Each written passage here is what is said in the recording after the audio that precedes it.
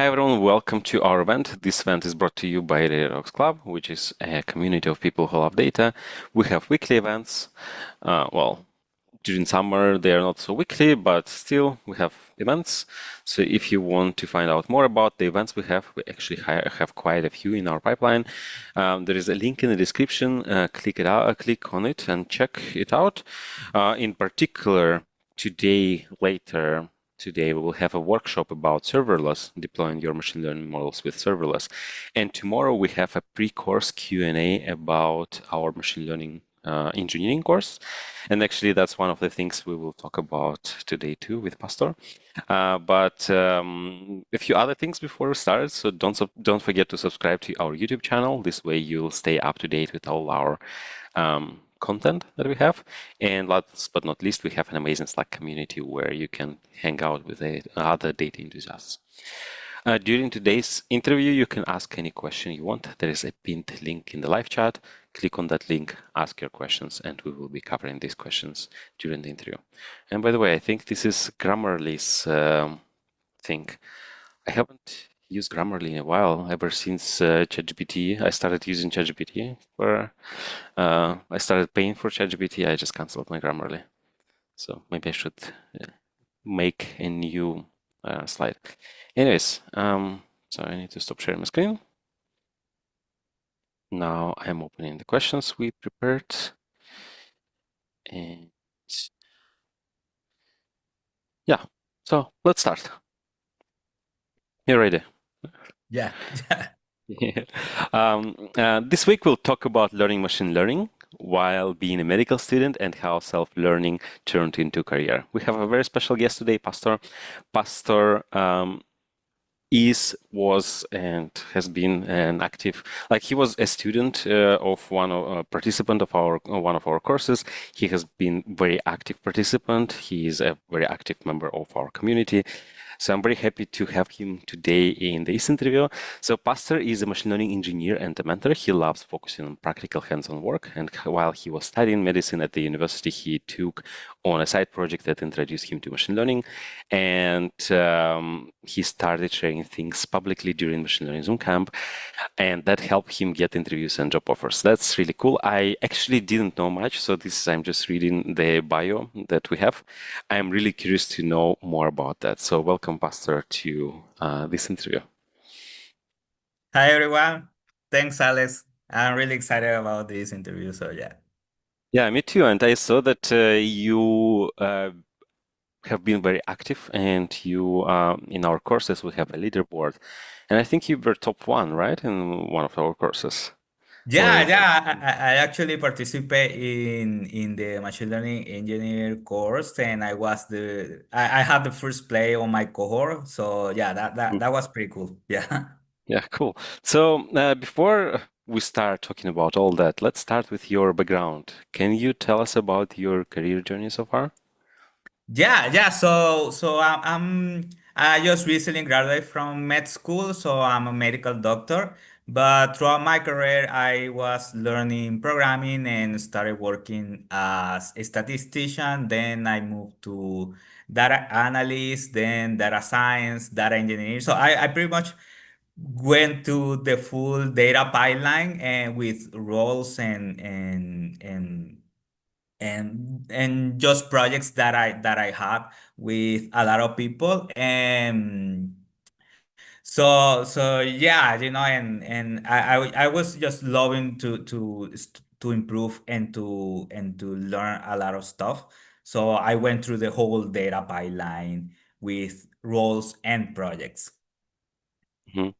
But what motivated you? Because healthcare and data science, they don't seem very related. They seem quite far apart.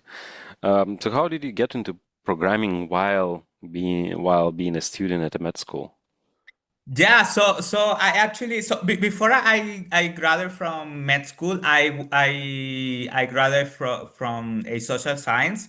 I graduated from I am a criminologist as well, and I took some statistic class there, and I was a teacher assistant there. So when I started to do medical studies, I like I saw a lot of opportunities on just to freelance with statistics and data analysis. And so like my motivation mainly was to have a remote work that was able to pay the bills throughout the whole my career, and it was flexible enough to let me studies, because there are not a lot of many different roles that you can do online. And for me, starting a journey in data was a big opportunity to just keep studying while also working in something. And it was excited to actually the book and start to investigate like what the data tells you. So I think that curious mindset, it was also a really good motivator. That's interesting. So you studied criminology, and you had statistics class. You worked there as a teaching assistant. How did you get your first remote job? Like, how did it happen? Yeah, so actually I signed up to Upwork, which is a freelance platform when they match you with Mm. jobs. So I started working there, and I just remember my first project. It was just from a guy that was doing some stuff from their school and didn't understand some part of statistics and needed someone that explained. So that project it wasn't that long. It was around $5 the project. So, but it was really excited to get your first your first $5 from online. It Mhm. was really surprising for me that it was actually possible that people pay to some random guy that he saw on Upwork. So yeah, like that's how it looks like, just helping people to study, and people was willing to pay just small amounts to just get things going. So yeah. Mhm. And how did this online work progress? So what did you do afterwards? Yeah, so when I saw the opportunity and that people was actually willing to pay, I started to learn more. I started to try to amplify my skills, and I didn't have any background at all with any of the tools. I just my statistic class was on SPSS, so you don't have really much of foundations there because everything is just with clicks. But I Mhm. started to use Excel, which I didn't know before, and I got some roles on Excel. Then I saw there are opportunities to work with R. So I started to learn R a lot and started to take a lot of projects. And with R was interesting because I even got a lot of research project. The downside is that they don't pay that much and you have few projects to work on. So then I got a major role, which it was something long term, and that job requires to learn Python. So I started to learn Python, and I pick up the skills that I needed. And it was pre ChatGPT era, so I like everything was through courses and documentation, and try to I have my R code in one side of the screen, and my Python code in the other side of the screen. Try to translate because the requirement was on Python, but I know R, so I coded in R, and then I was trying to translate to Python. But that helps me a lot because I build foundations. And when I learned Python, that kick off. And yeah, and pandemic helped me a lot because everyone was looking for remote remote freelancers, and and that helped me a lot. Mhm. Yeah, that's interesting. And so from what I heard from you, uh, was that you first observe the market, what kind of skills are in demand in the market, then you learn the skill, and then you start applying for roles that require this skill, right? So this is from what I saw. First, it was SPSS, it wasn't helpful, then Excel, then R, and every time you saw, okay, there is this possibility, I pick up the skill, and then I start applying the skill, right? Yeah, and sometimes was that, and but a lot of times was, hey, I have this project, can you take that? And I didn't know like how to do it. But I said, hey, yeah, I can do it. I can learn it and do it. And it was pretty intense, because I have to pick up skills really quickly to do the project. But like that also helped me a lot because I have to work out or I have to work on really motivating environments because you need to meet deadlines while understanding the requirements, but also learning how to do it.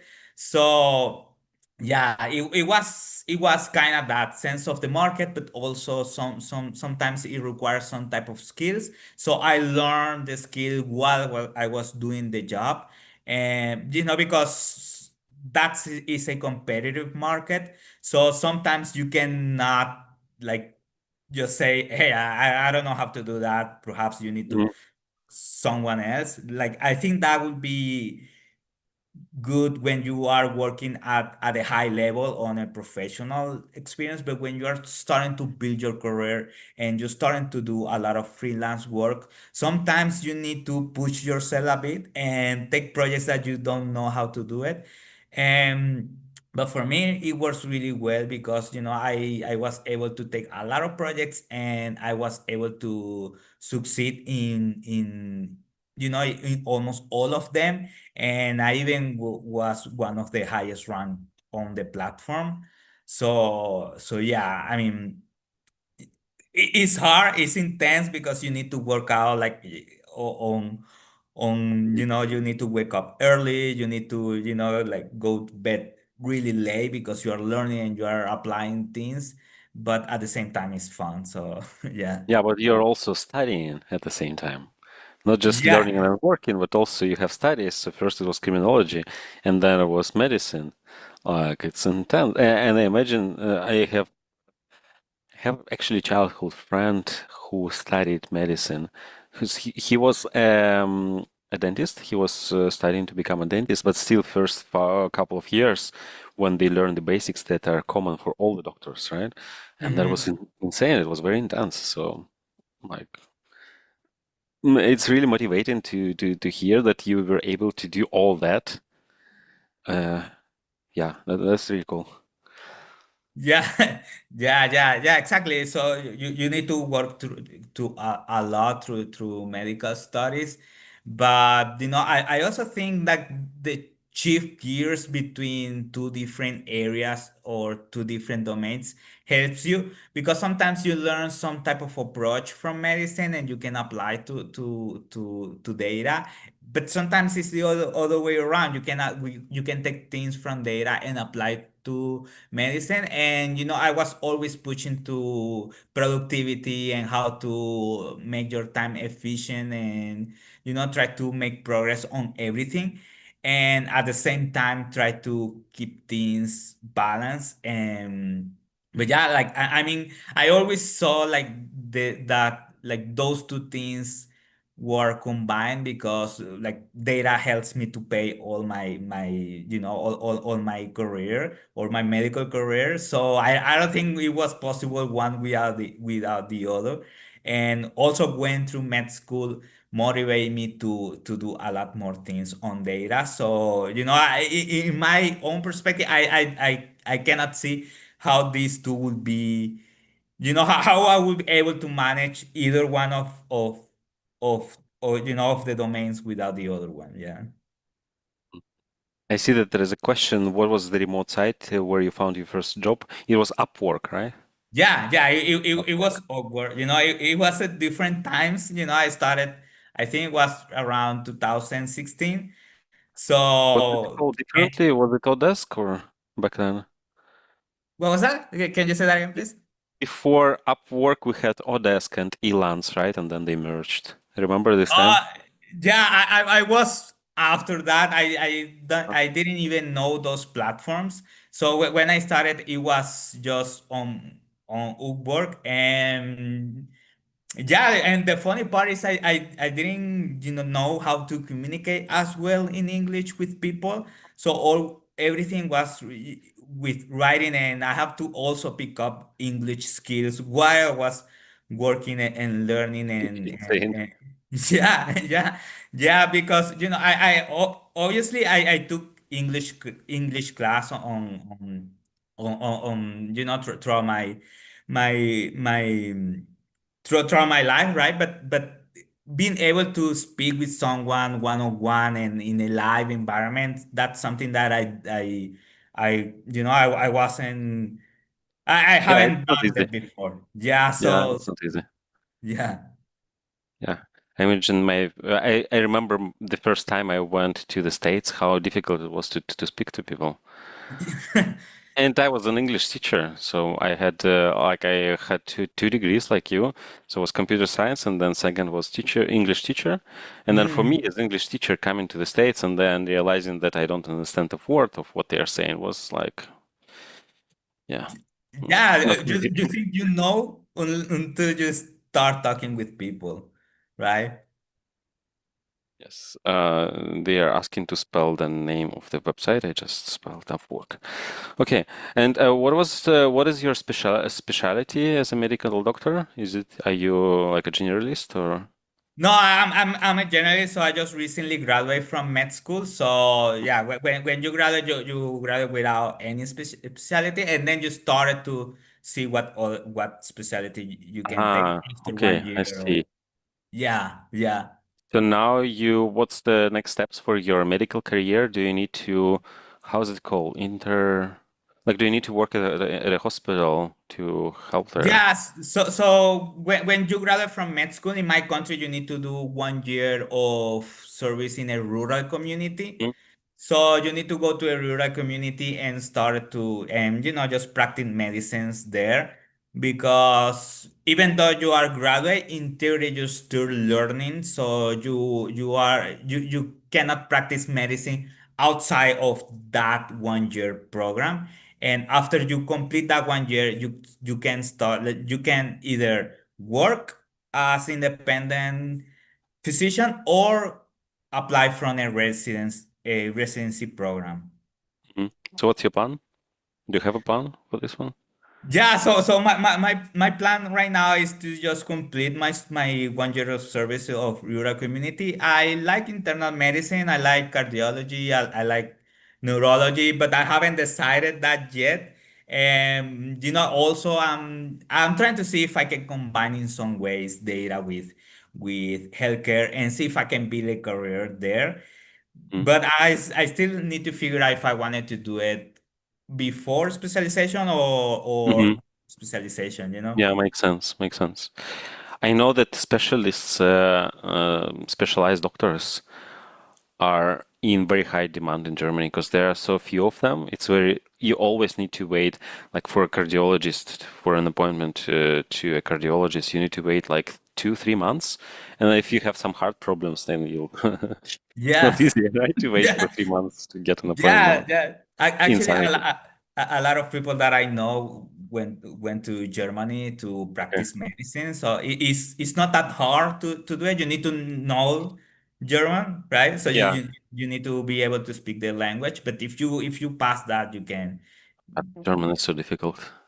Like after Yeah. living for 10 years here, I still struggle speaking. Well, but I work in IT, so I don't need to use German on a daily basis. So, anyways, one thing I wanted to ask you, one thing you mentioned that some things from medicine, from your medical studies, you were able to apply them to data, and the other way around, from data to medicine.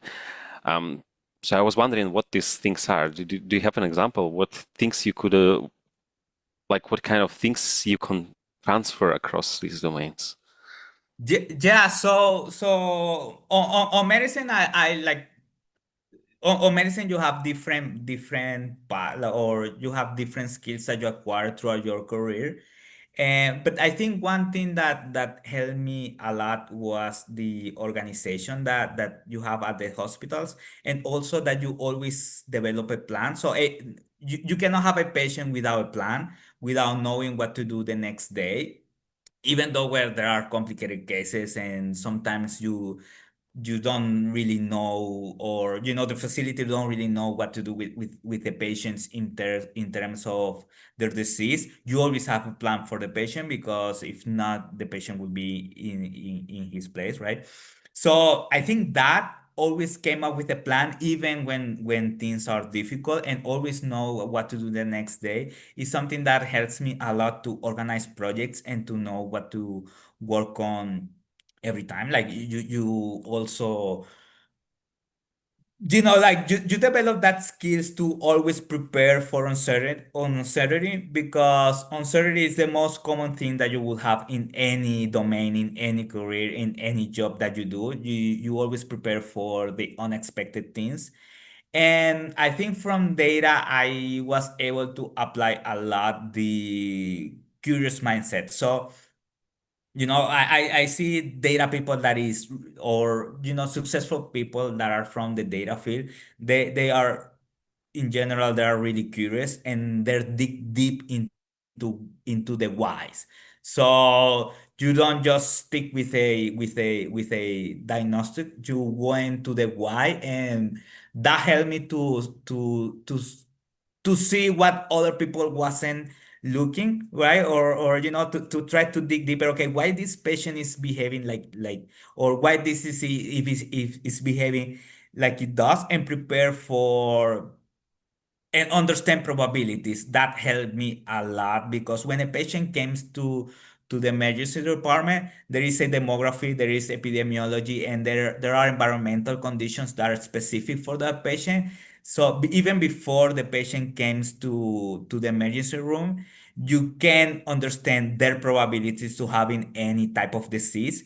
So be able to do that and to rank the disease, or how likely is a disease to have, helps you a lot to know what to study to actually be prepared, because medicine is like kind of infinite things to learn, and patients came from any different conditions. So when someone comes to the emergency room, you usually start, if a patient say I have abdominal pain can be anything between a heart attack to just food poisoning, and the most likely cause is food poisoning. But doctors don't think like that. We think before on what critical condition can kill you, and we started to try to rule out those conditions first, and then we started to see the most likely cause. But I think that re-ranking and organizing stuff through probabilities, and going back and forward between diagnosis to actually get Mhm. things correctly is one of the things that I learned a lot from data. Makes sense, makes sense. Interesting.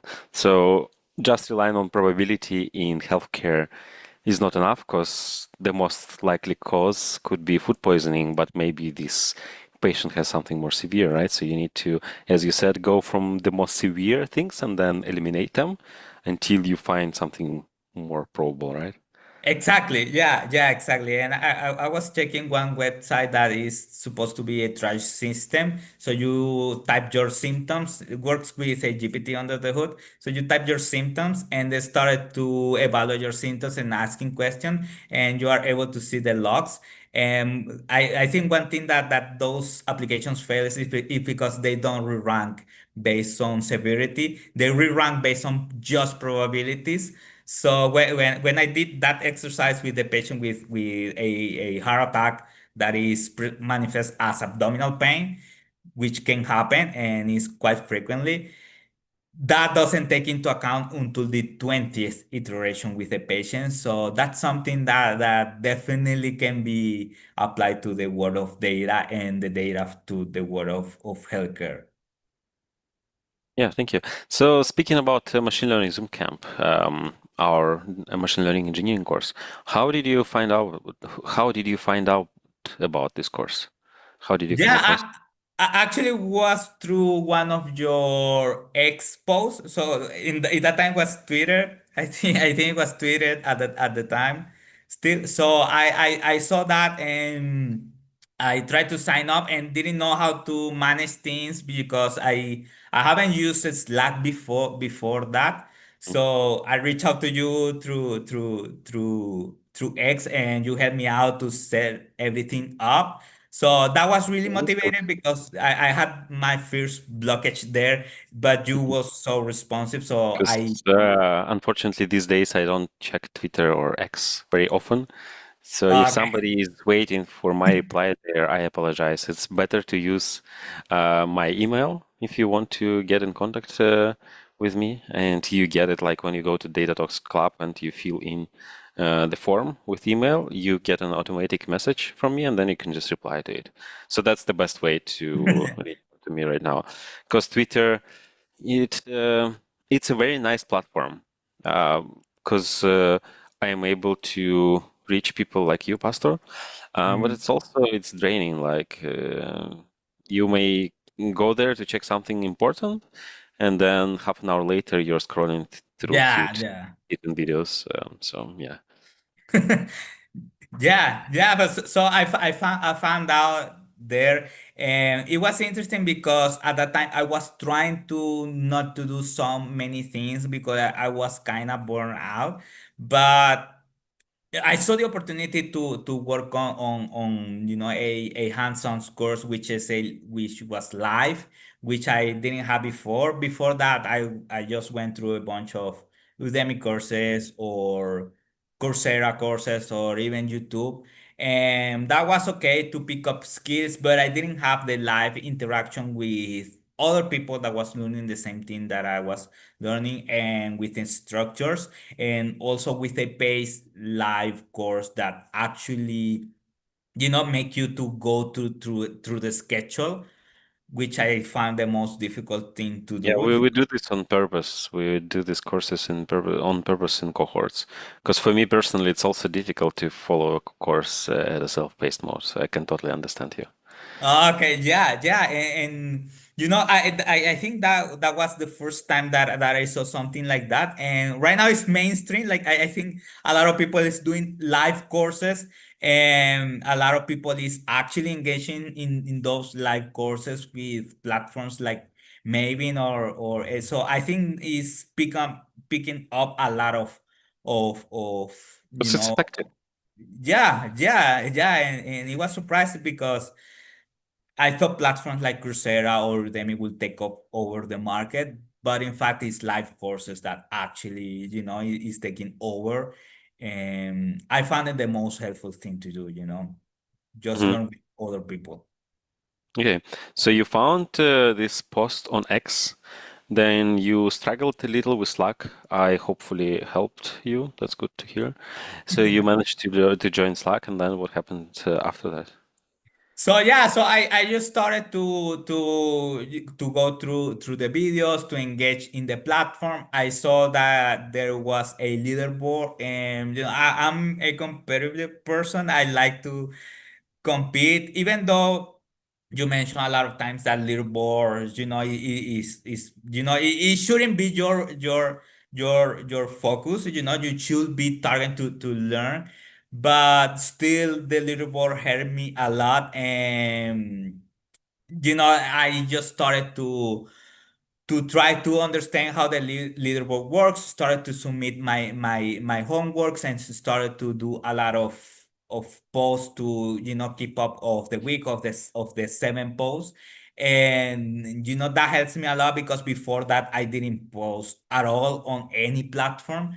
So just be able to share things what I was learning was amazing skill that I think was the best thing that I did in my entire career was actually that put my name into the world because people don't know who you are, and if you don't marketing yourself, no one is going to do it for you unless you engage with people like you or I think that was one of the best things of the course. And actually, I was the first on the cohort, but that doesn't bring me anything besides what I did to get to the first position. So the first place wasn't important that much, but what I did to get to that first place, what's what actually helped Mhm. me. Yeah, but so we in our courses we encourage the course participants to learn in public, to share the progress in public. That's why we have this leaderboard. That's why we give extra points for all extra posts that you share on social media. But still, for many people, it's very difficult uh, to share their progress because they think, okay, I'm just taking the course. This course is being taken also by many people at the same time. What I will share is not valuable. I also don't want to post anything on social media. Like, how did you have any such hesitations? And if you did, how did you overcome them? Yeah, so I did have those, I did hesitate to do it, but just being able to climb the ladder on the leaderboard helped me a lot. But what I did was just start posting, hey, I'm learning this and that, and on the ML to come, like that was my first post. And then I started to see that, people actually wants to see what you learn and is engaging with that type of content. But if you are trying to market yourself as an expert, posting things like, oh, hey, I'm learning this and that can be okay.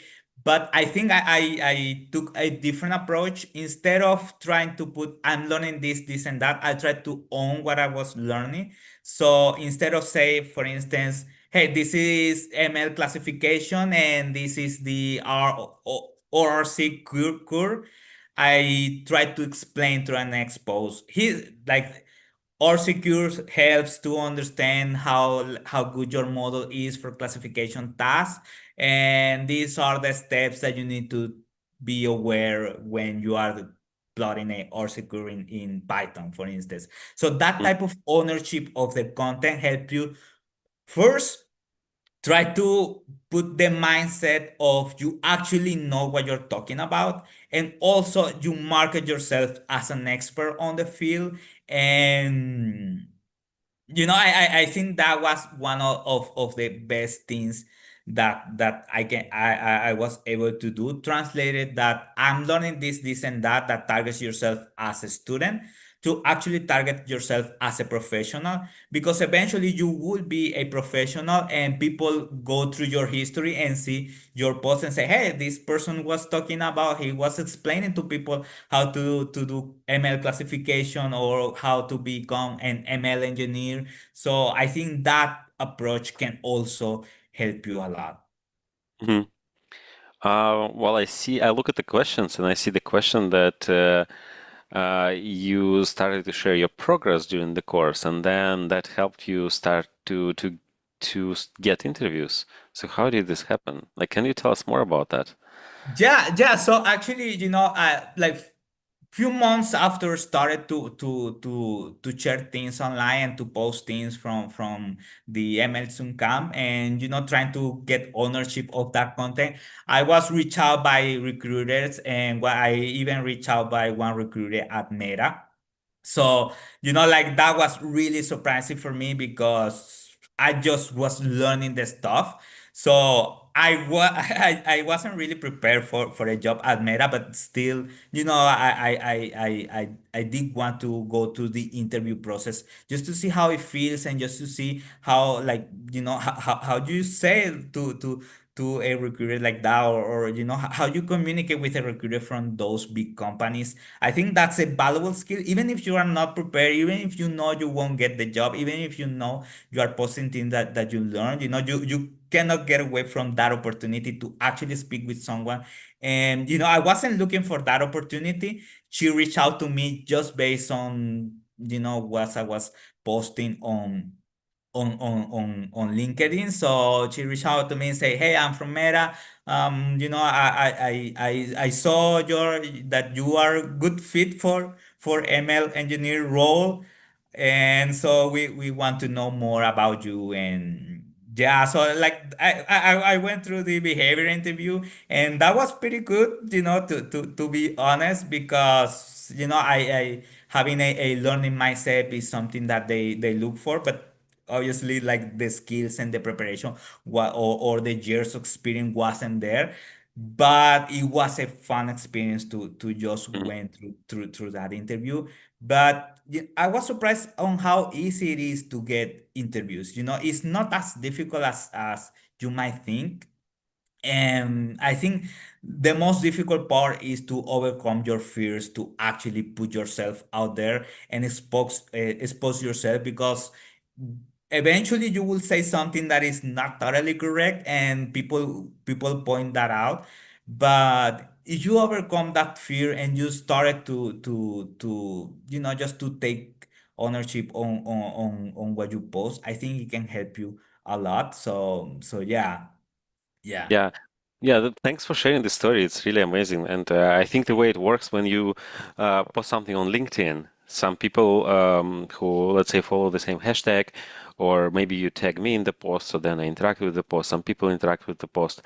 When I click like, people um, who are my followers will see that I liked your post. So they will also see and they say, okay, like this guy is talking about things I'm interested in, let me follow him. So when you publish the next post, they already interact and then their followers see, and eventually a recruiter sees that. So this is amazing. This is the power of social media. So this is so cool uh, Yeah. to be exposed, as you say, and for that. Um, Yeah, you just need to be active. But when I say just need to be active, it sounds simple, but it's not easy, right? So you need to actually overcome this fear of or this hesitation of like, what if I post something incorrect? And you say sometimes it may happen. You might post something that is not entirely true, and people will point out. Did it happen to you then when you posted something and then people pointed out and then they said, okay, like this is not how it happens. Did it happen to you?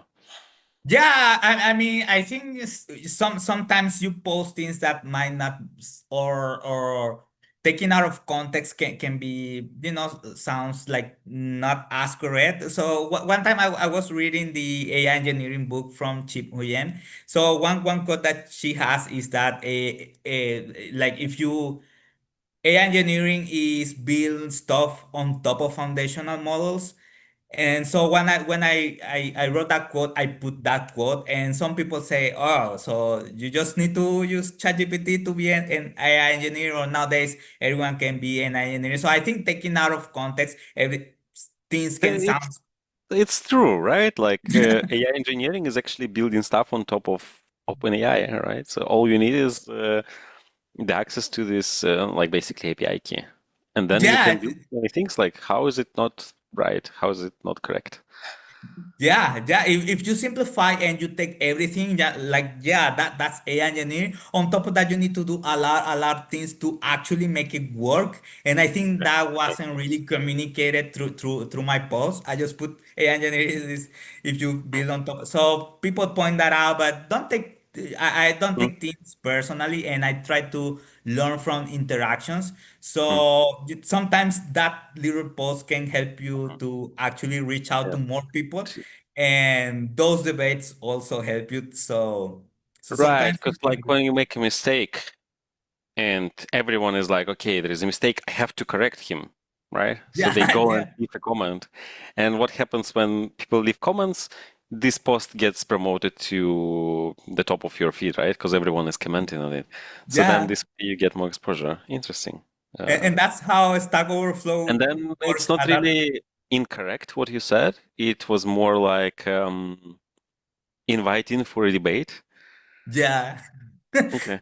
Yeah, and it was like Stack Overflow. Like I don't know if you post sometimes in Stack Overflow, but it was intense. If you say something that people, or if what's already posted, people was throughout you like they would point that out really hard. I have a couple of questions that I put on Stack Overflow that had -3, -4. So like that was intense, and people point out, hey, this was already like this doesn't meet the guidelines. And so yeah, but like it's part of the deal. Sometimes you need to oversimplify things to reach out to people, and just have fun with the content that you put there.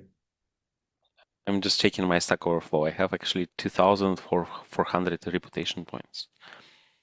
Oh, that's good. That's good. Like sometimes you just ask a question and then you come there like 5 years ago and you see, okay. Yeah, but it wasn't beginner friendly. Multiple If you times. didn't know how to pose a question, a good question, people will come after you. So it wasn't that beginner friendly, right? I don't remember having this problem, but I've been an active participant of different forums since I had access to the internet. So I Okay. guess I kind of knew the culture. So maybe it wasn't like too, how to say, alien to me. Okay, so back to our topic. So Yeah. you shared the progress, your progress. You were taking ML Zoom camp and you were sharing your progress. But one of the things you did it not from the position, hey, I'm student, this is what was covered today, but you were rephrasing this to be an expert. Okay, this is ROC curve.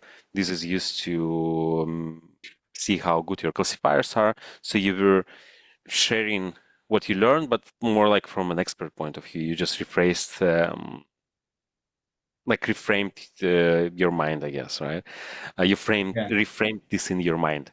So this helped you post, because also at the end you wanted to attract these recruiters, you wanted to attract more followers, and that helped in order to do this. Because also, I guess, since you were working on platforms like Upwork, you wanted to eventually also get more clients there, right?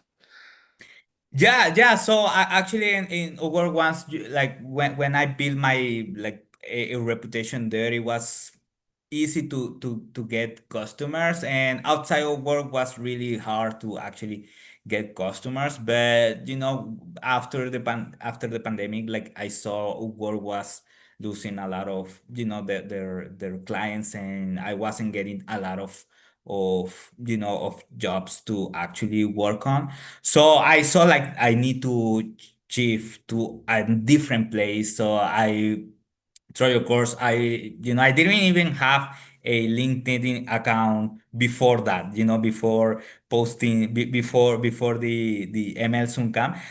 Okay. But yeah, because X was, I wanted to post in somewhere else, and I know that LinkedIn was also a good place to find work.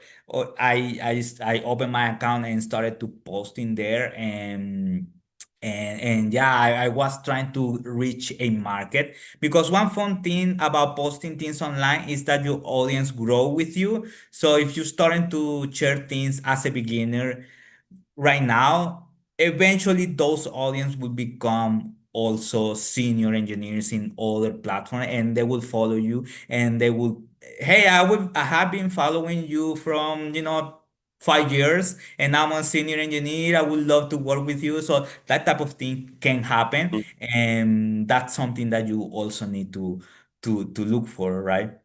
Yeah, it accumulates. But that's pretty cool that you didn't even have a LinkedIn account, that you just created it for the course. You wanted this point so badly, right? Yeah, yeah, yeah. I'm a competitive person. I even did two capstone projects to claim the letter, because I missed the first week. So I started with that handicap of missing the first week. So I started in a low position. So, but I Hmm. started to climb through the ladder, and like those two capstone projects really pay off. So yeah. Yeah, good work. How did you structure your work, especially when it comes to sharing the things you learn in public? Because for me, when I post online, the difficult part is to actually prepare content. So let's say, so we give seven points per week. Mhm. With the idea is that you post every day. So in order to get seven extra points, seven bonus points, you need to have this daily cadence of posting. And this is not simple. This is not easy to do. Yeah. For me, I've been using social media for quite some time, and making a post per day is very difficult. How did you do this? Like, did you mm, take daily notes? Like, how did you structure this? How did you structure your learning in public? Yeah, yeah, yeah. So sometimes definitely happens that where it was the deadline, and I wasn't. I have 2 or 3 posts, and I started to posting a lot on that day, like. But usually what I do and what I'm trying to do is I take a lot of notes. I use Notion or even a Google Docs sometimes. I just started to take notes from what I learned. And it's interesting because having the mindset of, hey, I want to get a content out of my notes helps you to write better notes because you have in your mind that that will be online. So you do want to have a good set of foundations to actually prepare a post. And but sometimes I don't overcomplicate it. Sometimes I just post, a small fragment on what I learned, or I quote like from what I learned. And for instance, if you explain regression model, that's a good post, and you can get a lot of posts out of that. Explain, what R square is or what correlation is. Like from that single topic, you can get a lot of posts. So taking a lot of notes and try to set your mindset that I want to make a post about this topic helps you a lot. And I think I tried to structure by videos. So I went through a video and tried to get a post per video. So I think that helps a lot as well. Okay. And one of the things you mentioned is when you need to prepare the post, you need to have notes. And when you have notes, you structure your learning.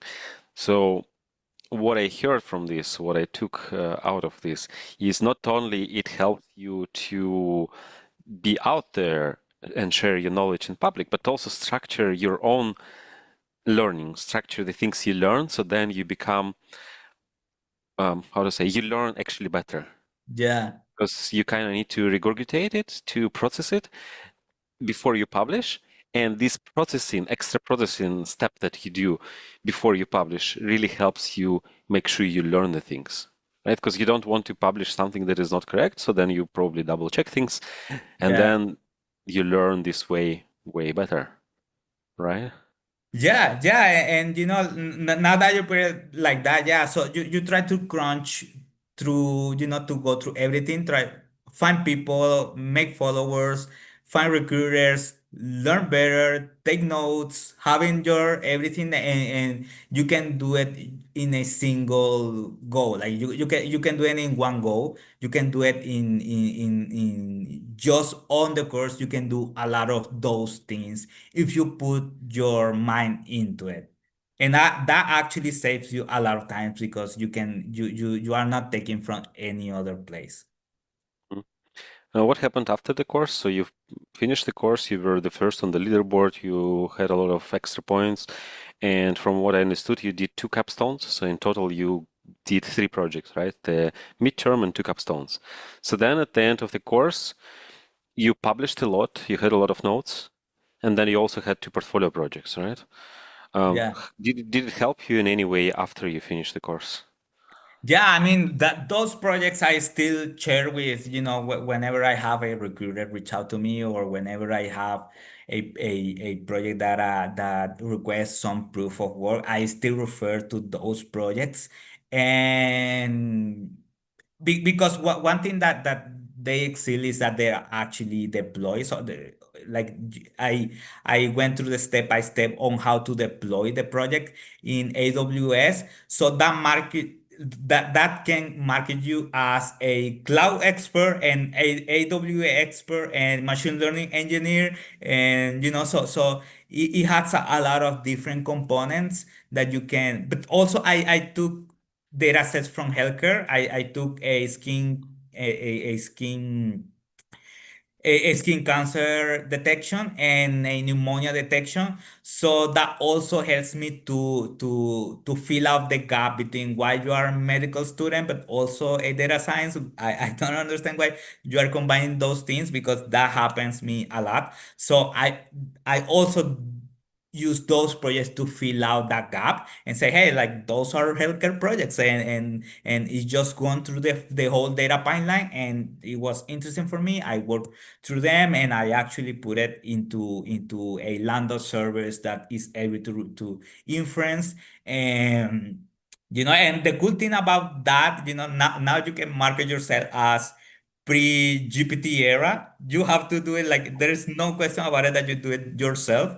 So that's also a cool thing. So I think those projects are multi-purpose for me, and I always share with people. And I really proud. And even though I don't do any maintenance of those projects at all, I haven't changed a single line of code since I put it out there as capstones project. But as you need to put it into into Docker container, and you need to put it in AWS, and like I can also deploy if I wanted, today, because like the way the course is structured is to you actually build things to last, and to actually build things that are useful for other people. So yeah, I think those projects had helped me a lot because I share, everywhere. Hmm. Yeah, amazing. And there was a question after learning about machine learning, how did you manage to get projects in that area? I think you partly answered. So you said that you had this. So not only you shared your learning and that attracted people and that managed to get you interviews, that helped you to get interviews. Also, you shared your projects to show this is what I can do. In addition to that, what else did you need to do to actually get projects in this area? Yeah, so one thing that when I started to post, I saw a lot of feedback from people, and I started to make a lot of followers on LinkedIn and on X, and I started to see that it like actually engage with people can help you. So I started to engage with platforms like DeepLearning.AI. I started to become a mentor of their courses, and I started to test a lot of their courses, and I started to engage a lot with them. I also engaged with Coding Place, which is an initiative by Stanford that teach people how to code in a live setting. So, I started to know like the way you expose yourself to the market is by actually engaging with people, and actually exposing yourself out there, and doing more than the average person, doing more than the regular people. And I saw it wasn't that difficult. You just need to put an extra effort to it. And like I think that helped me to become like, or marketing myself and as an expert in an area. And I started to get projects through LinkedIn, because people say, hey, I'm working on this. I saw you posted something about X and Y, and I dealing with that problem. Would you help me out in a project as contractor or as freelancer, or even full-time positions that I was offered?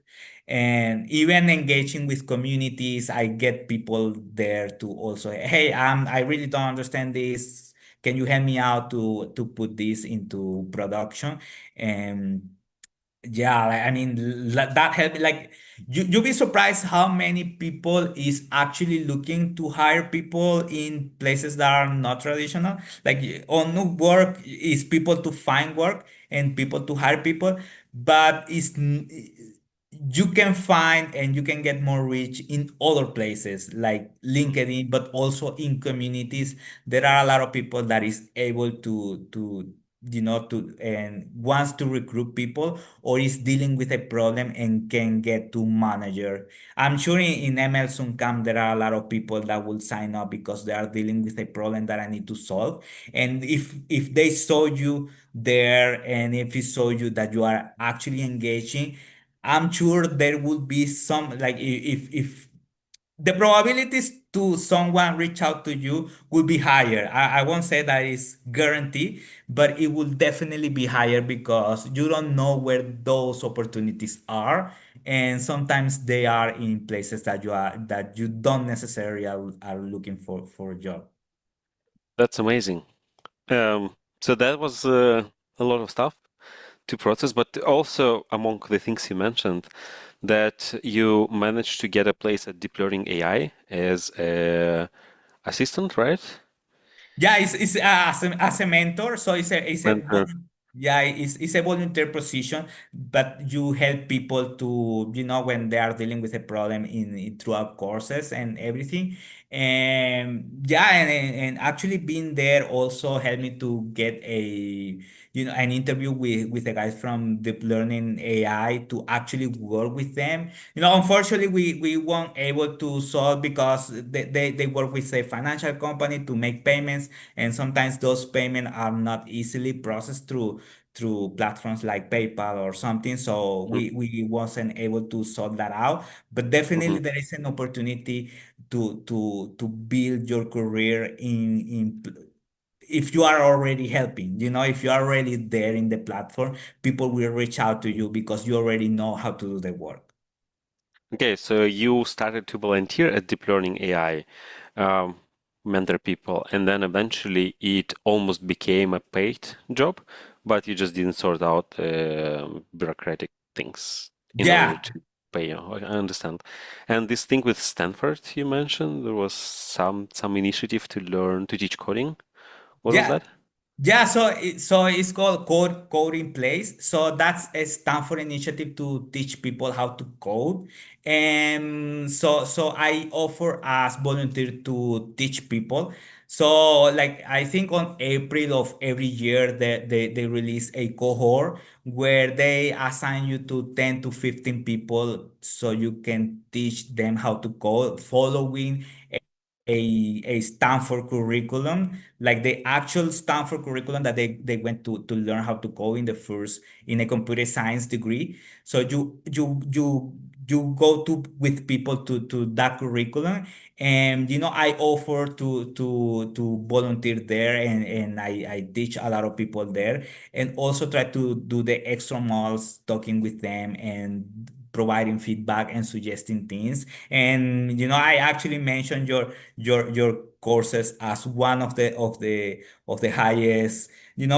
People don't drop out from your courses as much as other courses, so actually reference them so they Mhm. can also, because they also do a research lab there, so they do research on people and try to understand what actually helps people to stay on track of a course.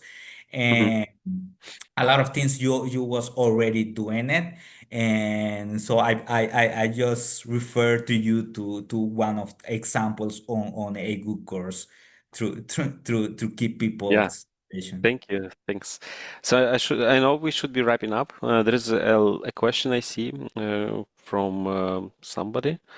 I think you answered this question, but let me just read it out. Education in medicine and related fields are quite demanding. How did you find time to learn and work on machine learning? I think you partly answered that, but maybe you can give us an extended answer, and then we'll just wrap up after that. Yeah. So yeah, so medicine has a lot of content, and also data, like is a lot through go through all. But I think what I was able to do is try to crunch everything and try to have it in, I wasn't planning to do things twice. So whenever I was learning, or went through your course, I started to take notes, and from those notes will get out the post, and also from those notes is how I would build the capstone project. And yeah, obviously I have to do over hours. I have to wake up early. I have to try to go to bed late. And at the time, it was something that I didn't recommend. Obviously, there was time that I was able to do anything because, in med school, it was, on final exams, or or I have rotations through the hospital. But one thing that I think helps me is to structure my time and to have to-do lists and breaking down into smaller steps. Instead of, okay, look at all the content from ML Camp. I need to watch this video this day, and I took every opportunity. If I was on the bus, I was watching one of the videos and try to take notes, like on the way to my school. So trying to do that, and also like being able to pay bills and being able to, have savings help me through my rotations, because on the rotations I wasn't able to work because, you spend over 100 hours a week in the hospital. So that was, almost impossible to actually work. But with savings, I was able to manage those 2 years of clinical rotations. So, I think like I saw actually learn data helps me to do a lot more things in medicine, because if not I wasn't able to do any of the things. So I will be so as part of the process, and I try to enjoy the process as much as possible. That's really cool and motivating. And I think because you didn't have a lot of time, it forced you to be more effective at learning, right? Yeah, exactly. Like for force you to actually be productive and try to get the best principles. And obviously sometimes you get tired, but being consistent is what pay off. So yeah. Mm. Same with everything, like Yeah. learning, dream, studying. Yeah, consistency is the key. Okay, Pastor, thanks a lot for joining us today. Thanks a lot for sharing your story. I really hope your story will motivate a lot of the future students of Machine Learning Zoom Camp. So thanks a lot for doing this, for telling us about that. And yeah, I wish you all the best in your medical career, in your machine learning career, in whatever thing you want to do next, because your interests seem to be very diverse. So maybe you'll find something else that excites you and do that. So wishing you all the best, and thanks everyone for joining us today too. Yeah, thank you so much, Alex, and thank you so much, everyone.